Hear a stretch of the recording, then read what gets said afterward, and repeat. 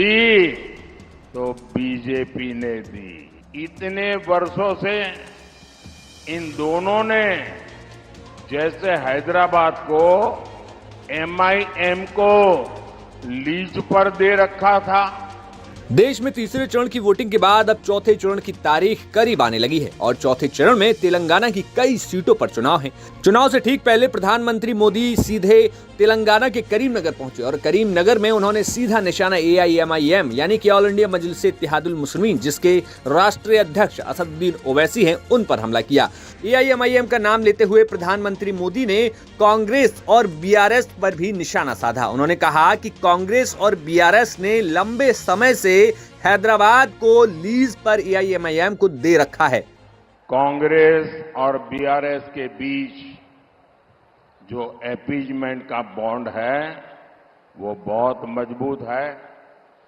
इतने वर्षों से इन दोनों ने जैसे हैदराबाद को एमआईएम को लीज पर दे रखा था।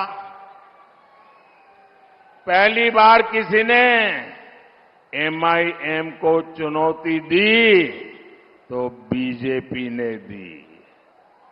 बीजेपी की चुनौती से एमआईएम तो घबराई हुई है, उससे ज्यादा कांग्रेस और बीआरएस घबराए हुए हैं।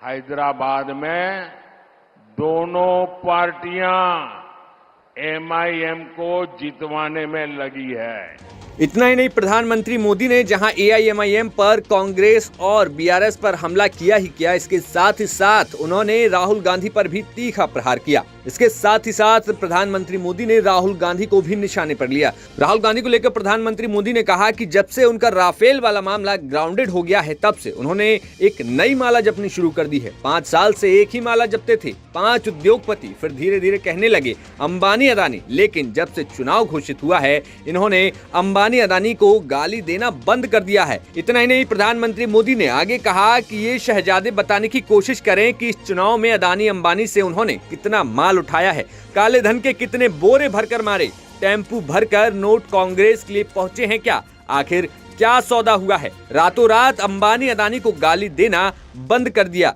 जरूर दाल में कुछ काला है। फिलहाल जैसे जैसे अगले चरणों में चुनाव चढ़ रहा है, वैसे वैसे सियासी तौर पर हमले भी अब तेज हो गए हैं। ऐसे में देखना होगा कि कांग्रेस, एआईएमआईएम और बीआरएस की तरफ से प्रधानमंत्री मोदी के हमले पर क्या जवाब आता है। Bureau report, news nation.